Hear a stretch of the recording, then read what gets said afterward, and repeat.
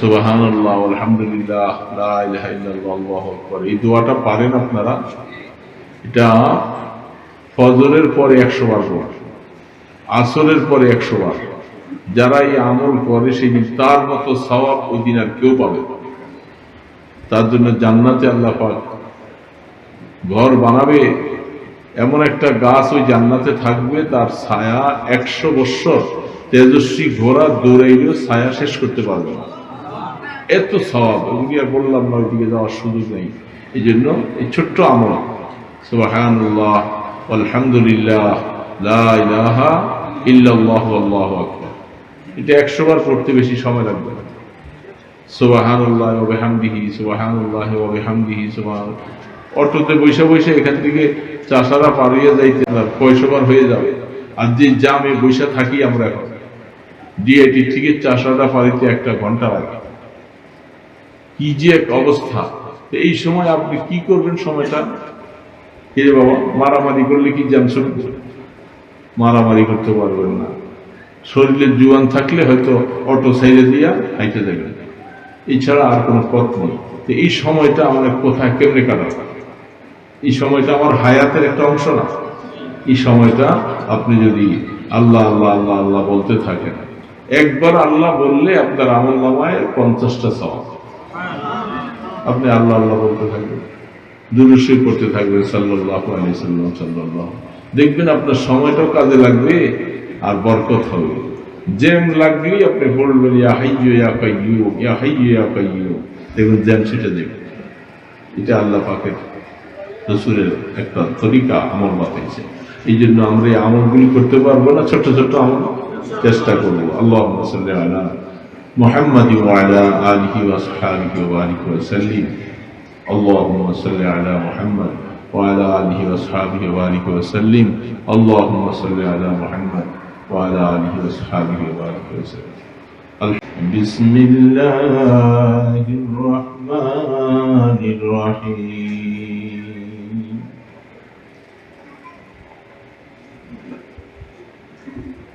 ইন্নামাল হায়াতুদ দুনিয়া লাইবুন ওয়া লাহবু ওয়া ইন্নাদ দারাল আখিরাতা লাহিয়াল হায়াওয়ান।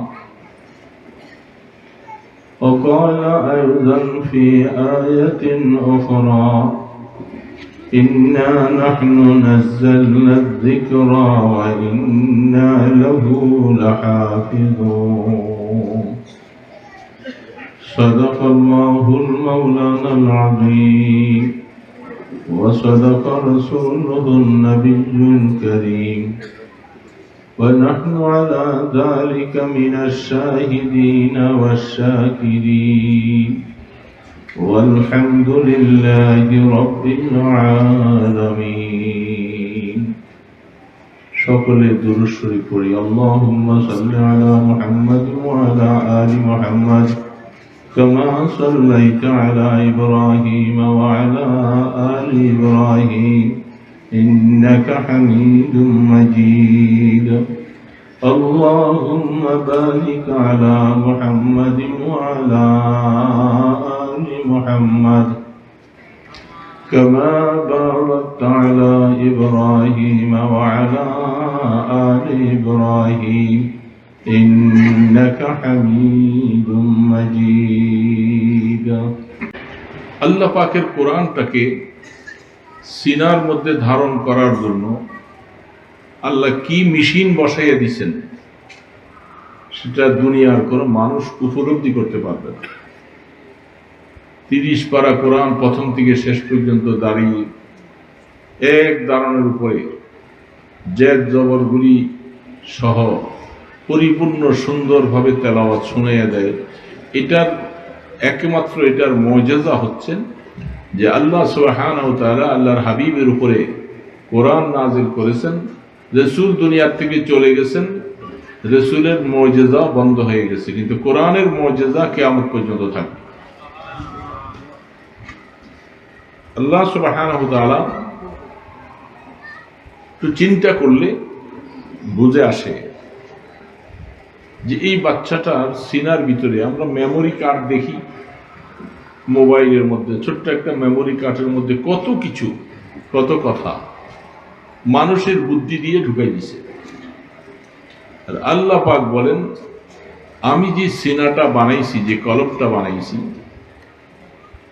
এটার মধ্যে যে ছেলেটা হেফজ শুরু করেছে, এ প্রথম থেকে শেষ পর্যন্ত কত হাজার বার যে এক একটা আয়াতকে পড়ছে, প্রত্যেকটা আয়াত পড়লেই, অজুর সাথে পড়লেই 25 নেকি,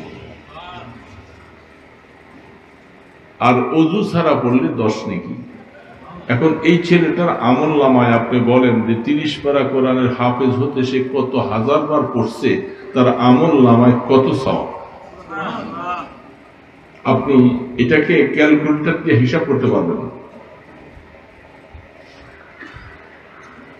এই ছোট বাচ্চাটা এতগুলি সওয়াব তার আমল নামায়।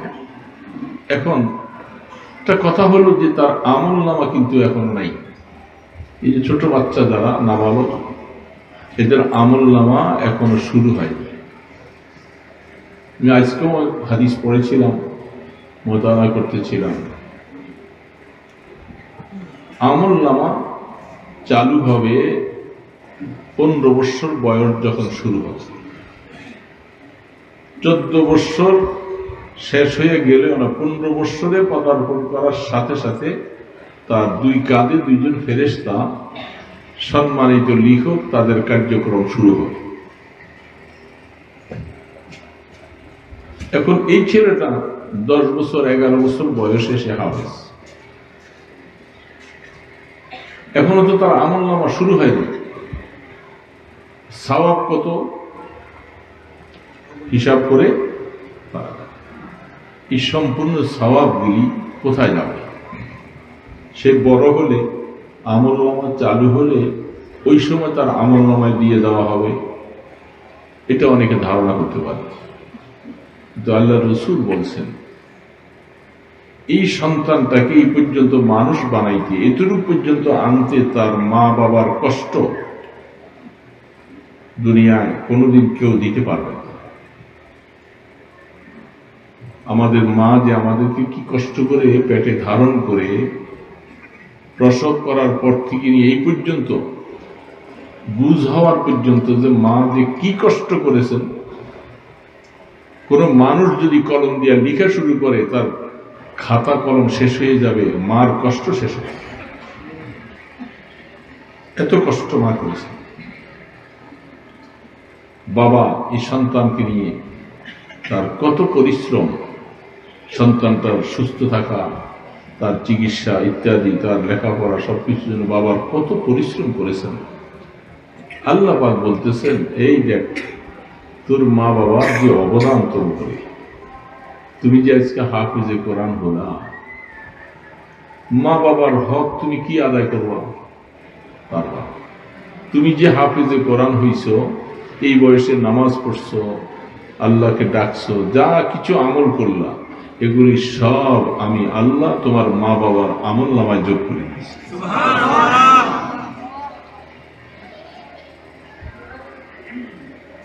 হাফিজে কোরআনের মা বাবা, কি চাও তুমি দুনিয়াতে? আর দুনিয়াতে 10 তলা 5 তলা 20 তলা বিল্ডিং এর মালিক হইবা, টাকা পয়সার মালিক হইবা, এইরকম পুরস্কার তোমাকে দেওয়ার মতো আর কেউ নেই। যে পুরস্কারটা আল্লাহ পাক দিয়েছেন হাফিজে কোরআনের মা বাবাকে, কোটি কোটি সওয়াব তাদের আমল নামায় যোগ। নিজেদের আমল আছে, গুনাহ আছে, কিন্তু হাফিজে কোরআনের আমলে শুধু সওয়াবগুলি আছে, তার কোনো গুনাহ নেই, কোনো গুনাহ নেই। নিজে যখন বালেগ হবে তখন থেকে সে তেলাওয়াত করবে, সওয়াব পাবে। আল্লাহ পাক বলতেছে, দেখো কিয়ামতের ময়দানে তোমার বংশধরের মধ্যে যাদের নামটা জাহান্নামে লিস্টিভুক্ত হয়ে গেছে, যাদেরকে জাহান্নামে নিয়ে যাওয়া হচ্ছে, হ্যান্ডকাপ লেগে গেছে, আল্লাহ পাক বলবেন, তুমি আমার সামনে দাঁড়াইয়া এদের এক একজনের নামটা বলবা, আমি তোমার সামনে হাজির করব, বলতে দেরি, মাফ করতে দেরি হবে।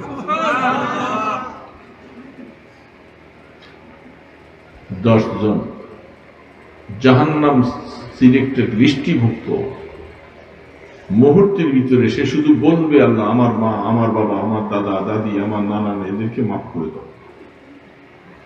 আল্লাহ পাক বলে যে আর কারো কথা শুনবো না, তোমার কথা বলতে দেরি হবে, আমি মাফ করতে দেরি হবে।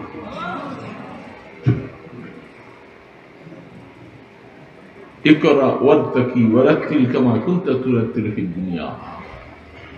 হাফেজে কোরআন শোনো, কোরআন হেফজ করেছো, দুনিয়ার মধ্যে সারা বিশ্বে হয়তো তাকাইলে একটা বিল্ডিং 100 তলা পর্যন্ত আছে, আমাদের বাংলাদেশে হয়তো 30 তলা। এটা সামান্য ভূমিকম্পে ভেঙে চুরমার হইতে কয়েক মিনিটের ব্যাপার। আল্লাহ পাক বলেন কিয়ামতের ময়দানে হাফেজে কোরআনকে বলা হবে, তুমি আল্লাহর কোরআনটা এক এক আয়াত পড়তে থাকো, কুদরতি ভাবে তুমি এক এক তালা উপরে উঠতে থাকো। তোমার সীমানা কোথায় যাবে? যেখানে তোমার তেলাওয়াত শেষ হবে 6666 আর 200 যাই হোক, সেখানে ফাইন্দা আখির মঞ্জিলাতুহা, যেখানে তোমার পড়া শেষ হবে সেখানে তোমার অবস্থান। এই বিল্ডিং বানাইতে দুনিয়ার মধ্যে কোনো মানুষের শক্তিও নাই, সম্ভবও না, লাস্টিংও নাই। ভূমিকম্প সামান্য একটু দেখছেন না ইসলাম, অল্প সামান্য দিচ্ছেন। বাংলাদেশের জমিনে ভূমিকম্পে মানুষ মারা যাওয়ার কোন ঘটনা এ পর্যন্ত হয়নি। এই বছর এই মাত্র আজকেই ভূমিকম্পে অনেক মানুষ মারা গেছে। তো এটাকে যদি আরেকটু 2, 4, 5, 10 সেকেন্ড বাড়াই দিত, তাহলে আজকে এখানে সব ধ্বংসস্তূপ হয়ে থাকে, ওয়াজ করা লাগতো না, আমি বসতাম না, আপনার বসতেন না, সব এখানে সব চাপা পড়ে দুনিয়া থেকে শেষ হয়ে। আর আল্লাহ পাক জান্নাতে যে বিল্ডিংটা রাখবেন ওটা ভাঙার কোনো অবস্থান নাই। সেখানের জন্য তোমার লিফট বানাইতে হবে না, শুধু পড়বো আর উঠবো। আমার আল্লাহ এগুলার কিছু নজির, কিছু দৃষ্টান্ত দুনিয়াতে রাখছেন। আল্লাহ পাক ইব্রাহিম আলাইহিস সালাম যখন বাইতুল্লাহ ঘর বানাইতেছে, বাইতুল্লাহ ঘরটা হয়তো আমাদের দেশে 3 তলা থেকে একটু উঁচা হতে পারে, এটুকু। সেই ঘর বানাতে যায় তিনি তো আর উঠতে পারেন না, এটা পাথর, যে পাথরটা আপনারা হজে গেলে দেখেন, ফিহে মাকাম ইব্রাহিম মুসাল্লাহ। তিনি ওই পাথরটার মধ্যে দাঁড়াইলেন, দীর্ঘ সময় দাঁড়াইয়া কাজ করতে করতে পাথরটাকে আল্লাহ মোমের মতো নরম করে দিয়েছে, পাটা ডেবে গেছে। মা মুসল্লা নিয়ে উপরে উঠতে যায়, বাস পাথর উপরে উঠে যায়, আবার নামের দরকার হয় নিচে আসে, কোনো ইঞ্জিন নেই, কোনো সুইচ দেওয়া লাগে না, কিছু করা লাগে না, এটা উঠে আর নামে। যখনই বলা হয় তখনই উঠে, যখনই বলা তখনই চলে। ওই জান্নাতের ওই লিফটের কিছু নমুনা আল্লাহ পাক দেখাইছে। এটার মধ্যে কোনো সুইচ নাই, কোনো কিছু নাই। এটা যেভাবে আল্লাহ পাক উঠায় কিয়ামতের ময়দানে জান্নাতের মধ্যে যারা বসবাস করবে তাদেরকে আল্লাহ কুদরতি লিফটে এইভাবে উঠাবে। হাফেজে কোরআনের 3টা পুরস্কার। এই ছেলে কিয়ামতের ময়দানে মা বাবাকে এমন 2টা নূরের টুপি পরাইয়ে দেওয়া হবে। আল্লাহু আকবার। যাওহু কাযাউ শামসি ফি বুয়ুতিকুম। তাহলে তোমার দুনিয়ার সূর্যটা কারো ঘরের মধ্যে যদি দেওয়া হয় কেমন আলো হবে? আল্লাহ রাসূল বলেন কিয়ামতের ময়দানে তোমার মা বাবাকে এমন 2টা নূরের টুপি পরানো হবে, সারা ময়দানে হাসর নূরে ঝলক দিতে থাকবে। মানুষেরা জিজ্ঞাসা করবে এরা কারা? এরা কি কোন নবী, কোন রাসূল? বলা হবে তারা নবী নয়, রাসূলও নয়, তারা হাফেজে কোরআনের বাবা। হাফেজে কোরআনের বাবা। আহ, কি ভাগ্য বলেন তো। পৃথিবীতে এমন কোন ঘোষণা আছে যে আপনার সন্তানকে বড় বড় ডিগ্রি অর্জন করাইছে, দুনিয়ার লাইনে সে অনেক বড় শিক্ষিত হয়েছে? আল্লাহর তরফ থেকে এমন কোন ঘোষণা আছে যে তার মা বাবাকে নূরের টুপি বানানো? এই শিক্ষাটা নিচুক শুধু দুনিয়া কামাই করার জন্য। দুনিয়া বিল্ডিং বানাবেন, ইন্ডাস্ট্রি বানাবেন, মাইক বানাবেন, কি বানাবেন, এগুলি জন্য। আর ওই ব্যক্তির শিক্ষাটা শুধু আল্লাহর কোরআন, আল্লাহ পাকের কোরআন দুনিয়াতে আল্লাহ হেফাজত রাখবেন, কোরআনের দাওয়াত পৌঁছে দিবে সমস্ত জায়গায়। এই জন্য আল্লাহ পাক বলেন, আমি তাদের সিনার মধ্যে কোরআনটাকে এমন ভাবে সংরক্ষিত করে রাখছি। হাফিজ কোরআন যদি এই কোরআনটা আমল করে যাইতে পারে, হাদিসের মধ্যে আল্লাহ রাসূল বলেন, এই হাফিজ কোরআনের শরীরের মধ্যে জাহান্নামের আগুন স্পর্শ করবে।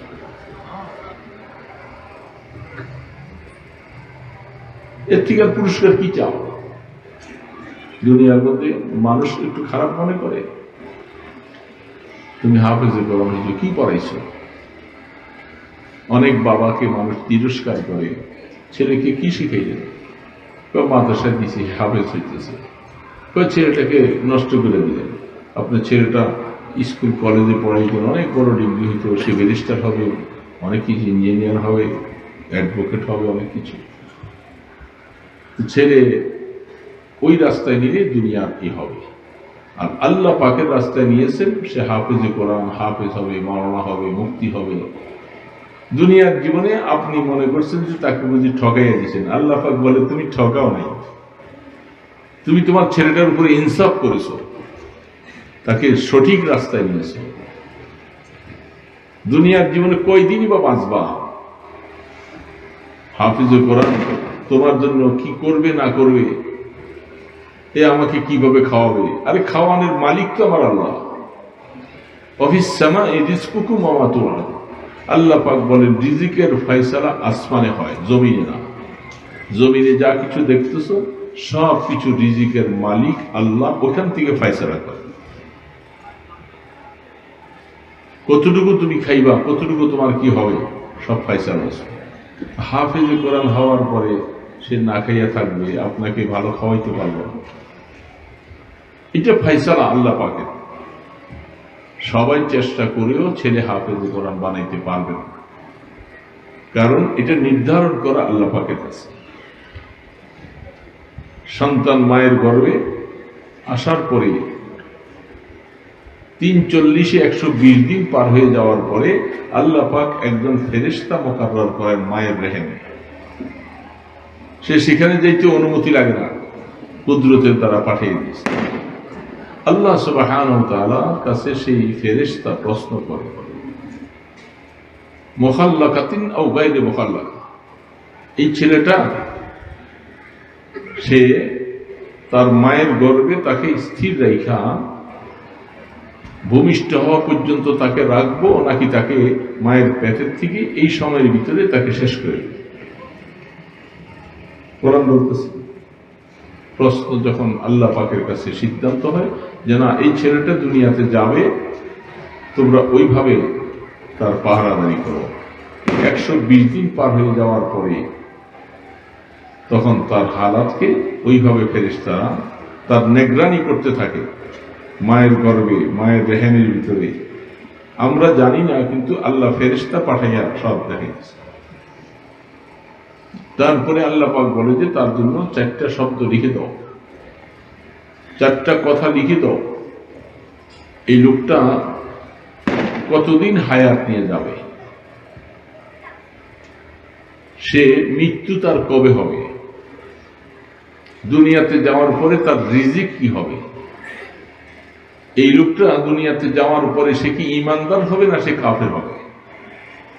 বাস এই সিদ্ধান্তটা সন্তান মাত্র ১২০ দিন যাওয়ার পরে এই অবস্থা।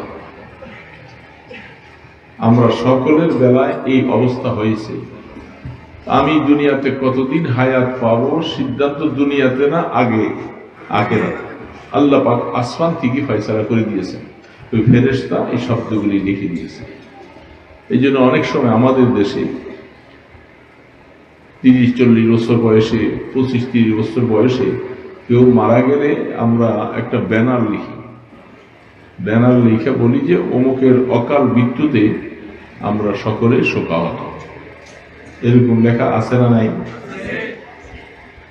শব্দটা কি? অকাল মৃত্যুতে, মানে তার মৃত্যুর কাল এখনো হয়নি। তাহলে আল্লাহ পাক দিন লিখে দিলেন যে সে কবে মৃত্যুবরণ করবে। এটা কারা করতেছে এগুলি? বিবাহ সাথী অনুষ্ঠান। হ্যাঁ, আরে বাবা, হ্যাঁ, আনন্দ আর বেশি করে করো। ভূমিকম্প আরেকবার আসার জন্য অপেক্ষা করতে হবে। কত আনন্দ করবা, লজ্জা করা দরকার। আমি আসরের পরে আমাদের ওই পার্কের দিকে একটু নজর করছিলাম, নারী পুরুষ বাচ্চারা পার্কটার মধ্যে যে কি অবস্থা, সব হিরিক খেয়ে পড়তেছে। বললাম যে মাত্র 10:30 বাজে ভূমিকম্প, একটা দিন পুরা হয় নাই, এখনই ভুলে গেছে? ভুলে গেলা তোমরা? কতদিন আর এই সমস্ত করবা? যাদের সামান্য বিবেক আছে তারা এত বড় একটা ধাক্কার পরে সে একটু না একটু সে সচেতন হয়, নাচ গান কমিয়ে দেয়। শুক্রবার দিন কত অনুষ্ঠানে, কত বিবাহ শাদী, কত আনন্দ উল্লাস। কমিউনিটি সেন্টারে নিয়ে মেয়েটাকে বধূ বানাইয়া সাজাইয়া রাখে, বন্ধু বান্ধবরা সকলে সেখানে তার ছবি উঠায়, তাকে দেখে। ছি, লজ্জা! মুসলমানের সন্তান বধূ বানাইয়া তাকে শত শত মানুষের সামনে তাকে সেখানে দাঁড় করাইয়া রাখছে। তারপরেও মানুষের মধ্যে একটু হায়া শরম থাকা লাগে। যেহেতু এখানে একটা কোরআনের আলোচনার মজলিস হইতেছে, অন্যদিন নাই, এখানে অন্যদিন তো রাস্তা খোলা, আমরা চলাচল করতে পারি। কিছু কোরআনের কথা বলা হচ্ছে, হাদিসের কথা বলছে, এটার সামনে তুমি দৃষ্টতা দেখাইয়া কাজ করতেছো। আর তোমার মতো মানুষ এই বোম দিয়ে ফুটে তো তুই মারা যেতে পারস। আল্লাহ পাক একটু নারাজ হলে তোর উপরে গজব আসতে দেরি হবে না। আল্লাহকে চিনো না? এখন সামান্য একটু নাড়া দিয়েছে, সারা পৃথিবীটা, সারা বাংলাদেশ কম্পমান হয়ে গেছে। আল্লাহ পাকের পাওয়ার দেখো না। আল্লাহ যখন ধরে তখন ছাড়ে না, কিন্তু ধরার আগ পর্যন্ত আল্লাহ অনেক ধৈর্য, তার অনেক ধৈর্য। আল্লাহ পাক বলে শেষ জায়গা তো আমার কাছে, আমি সাথে সাথে ধরলে তো আর বাঁচতে পারবে না। এই জন্য আমি একটু সবর করি, দেখি দেখি দেখি, তাকে সুযোগ দেই সে একটু ফিরে আসে কিনা।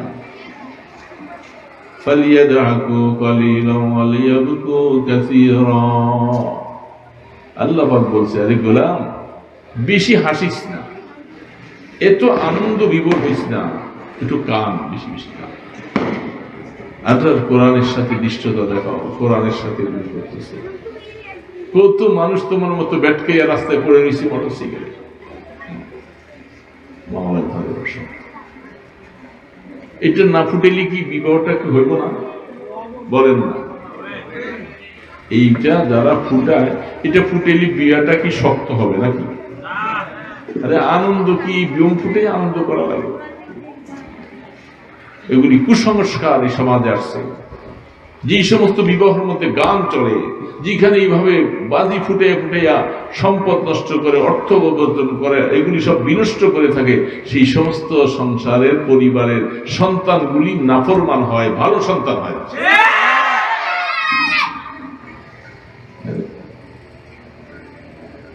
এই সন্তানের দ্বারা এক সময় তোমাকে বেজ্জতি করা হবে, এই সন্তান ভালো হবে না।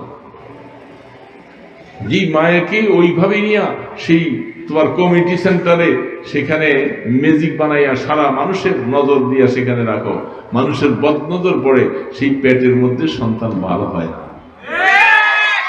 সন্তান হাফেজে কোরআন হতে হলে মাটাও ওরকম দিনদার হতে হবে। দিনদার মায়ের সন্তানটাই হাফেজে কোরআন হবে, সাধারণ ছেলেরা হাফেজে কোরআন হবে না। মনে রাখো, তুমি বললে যে হাফেজ কোরআন হইয়া লাভটা কি? কোনো লাভ তো নাই। আর লাভ লস যখন যে বুঝতে পারে নাই, তার মতো অপদার্থ পৃথিবীতে আরেকজন নাই। কোনটা লাভ এটাও বুঝে নাই। এইরকম তো আল্লাহ রসুলের জমানায় রসুল বলছিলেন, আবু জেহেল, উতবা, সাইবা কানে আঙ্গুর দিয়ে রাখছে, রসুলের কথা যেন, মুহাম্মদের কথা শুনতে দিব না।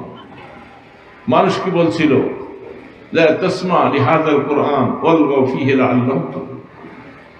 তোমরা মুহাম্মদের কলেমা শুনবা না, কোরআন তেলাওয়াত শুনবা না। যখন তেলাওয়াত শুরু করে ঢোল বেরিয়েতে থাকবা, হাততালি নিয়ে থাকবা, বিশাল শোরগোল করবা, যেন মানুষ যেন মুহাম্মদের মুখের কলেমা যেন না শুনে, কোরআন যেন না শুনে। যারা কোরআনের বিরোধিতা করে কাজ করবে এরা তো এই আবু জেহেল উতবা সাইবার মতো, তারা মুসলমান নামীয় কলঙ্ক। মুসলমান বুম ফুটাইলে একটা বিয়েটা মজবুত হবে। আরে অনেক সময় এত আনন্দময় বিবাহ, এত কিছু গান বাদ্য থিয়েটার ফাস্টফুড সবকিছু করে পট করে দেখা যায় 6 মাস পরে বিবাহ শেষ। হ্যাঁ, পরকীয় প্রেমে পড়ে তোমাকে 3টা লাথি দিয়ে আসে মাইয়ের জায়গায় আরেক জায়গায়। হ্যাঁ, কি দেখছো? আল্লাহ পাকের কোরআনের সাথে নিষ্ঠতা, সাবধান সাবধান হয়ে যাও। আল্লাহ যখন ধরবে তখন শেষ করে।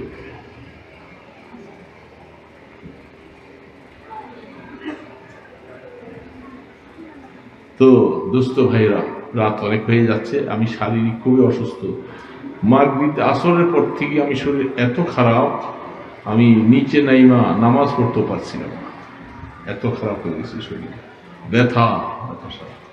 তো মনে করছি আসতেও পারবো না। যাই হোক, কিছু ওষুধ খাইছি, দোয়া করছি, আল্লাহ পাক আনছি। এই জন্য বেশি সময় নষ্ট করা ঠিক হবে না আপনাদের, বেশি রাত্র হয়ে যাচ্ছে।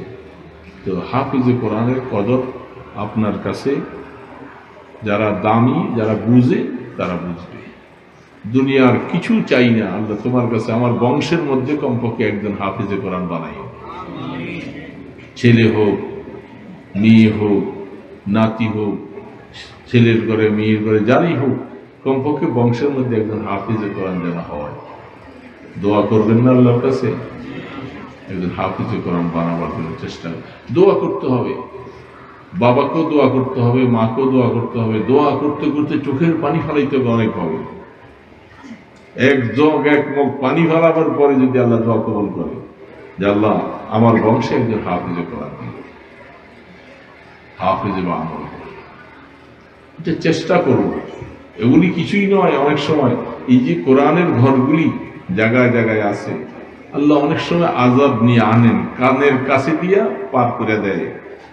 কোরআনের ঘরগুলি আছে, আল্লাহ পাকের কোরআন পড়নেওয়ালারা আছে, হাফিজে কোরআনরা আছে, এরা বসে বসে কোরআন পড়ে, তেলাওয়াত করে।